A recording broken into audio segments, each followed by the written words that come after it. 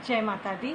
आप सभी का स्वागत, वंदन, अभिनंदन मेरे YouTube चैनल सुरभि तिवारी पूजा पाठ जानकारी। तो आप सभी जानते हैं कि कल से माता महारानी के शारदीय नवरात्रि शुरू हो रहे हैं। तो कई लोगों के दिल में मन में ये सवाल रहता है कि नवरात्रि 2 बार क्यों आती हैं।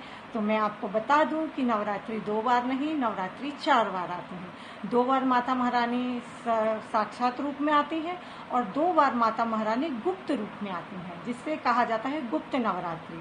तो मैं आज आपको बताऊंगी कि शारदीय नवरात्र क्यों मनाई जाती है, चैत्र नवरात्र क्यों मनाई जाती है, गुप्त नवरात्र क्यों मनाई जाती है, ये सारी जानकारी मैं आपको दूंगी। कल माता महारानी का दिन है, तो कल आपको कौन से कलर के कपड़े पहनना है, क्या माता महारानी को भोग लगाना है, और यथासंभव यदि आपके पास 9 दिन कलर के अनुसार कपड़े नहीं हैं तो आप कौन से कलर के वस्त्र पहन के 9 दिन माता महारानी की आराधना कर सकते हैं, क्योंकि माता रानी तो सिर्फ भाव की भूखी होती हैं। तो चलिए शुरू करते हैं।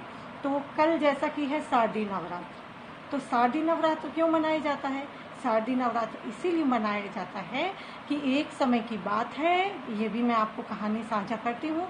एक समय की बात है जब राजा राम लंका पर युद्ध करने गए थे, तब ब्रह्मा जी ने उन्हें कहा था कि आप चंडी माँ की आराधना कीजिए और उनसे वरदान लीजिए कि वो आपको जीत का वरदान दें।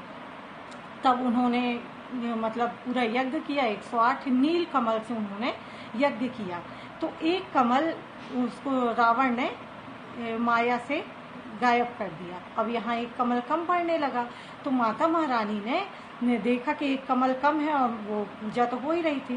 तब आखिरी कमल जब प्रभु जी डालने लगे तो देखिए एक कमल कम हो गया। तब उनको याद आया कि हमको तो सब नवकंज लोचन भी कहते हैं। तो जैसे ही उन्होंने अपनी टूडीर से बाण निकाला, उतने में ही माता महारानी प्रकट हो गई और उन्होंने कहा, नहीं, आपकी पूजा स्वीकार कर ली गई है और आपको हम जीत का वरदान देते हैं। तो राजा राम को उन्होंने जीत का वरदान दिया और यहाँ रावण भी सतचंडी यज्ञ करने लगा। और जब वो यज्ञ करने लगा तब सभी देवी देवता डर गए कि अब ये भी करने लगा, माता का तो काम है देना, अब क्या करें, माता अगर इनको दे देंगे तो फिर अपने संकट कैसे कटेंगे। तो फिर प्रभु जी अपने हनुमान जी, तो वो एक ब्राह्मण का वेश रख के गए, उनके यज्ञ में जाकर बैठ गए और वेदों में सर्वपुत्र करिणी की जगह हरिणी कर दिया, यानी हर लो हमारे सारे पुत्रों को, गलत कर दिया इस लोग। तो माता कुपित हो गई, क्रोधित हो गई और उन्होंने उसको समूल विनाश का अभिशाप दे दिया कि तुम्हारा समूल विनाश हो जाएगा। तो ऐसे ऐसे कहावत भी है कि 1 लाख पुत्र 1.25 लाख नाती, ना कुल में दिया ना कोई बाती, विभीषण को छोड़कर उनके कोई भी पुत्र जीवित नहीं बचे। ये सिर्फ प्रभु जी के कारण संभव हो पाया। अब हम बात करते हैं चैत्र नवरात्रों की। चैत्र नवरात्र क्यों मनाए जाते हैं?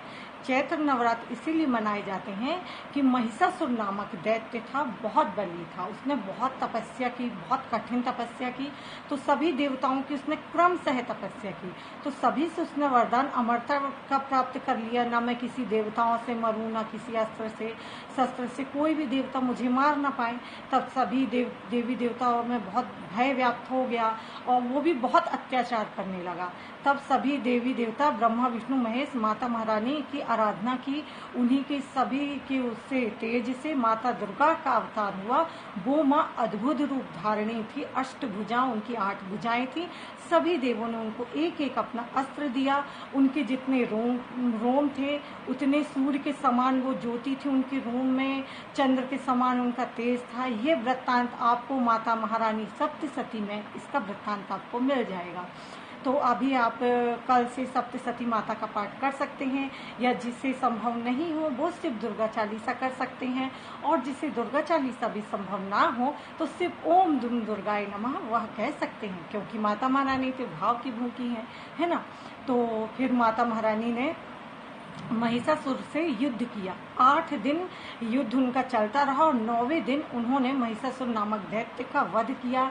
तब से अपन लोग माता महारानी को पूजते हैं। अब गुप्त नवरात्रि क्या है?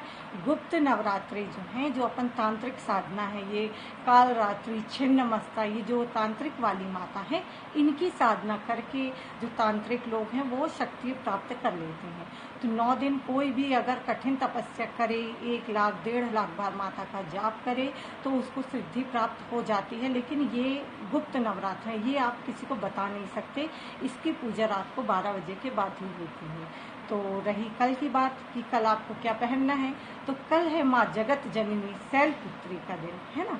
तो शैलपुत्री के दिन आपको पहनना है पीले कलर के वस्त्र, और माता महारानी को भोग लगेगा घी का भोग आप लगाएंगे तो माता निरोगी काया देंगी। और ये अगर आपके पास संभव नहीं है तो आप मानसिक रूप से माता को चढ़ा सकते हैं। और आपको माता को चढ़ाना है कल लाल जासवन का फूल, लाल जासवन गुड़हल का फूल चढ़ाइए और मंत्र बोलिए, ओम क्लीम श्रीम दुम दुर्गाय नमः बोल सकते हैं, ओम नीम क्लीम शैलपुत्राय नमः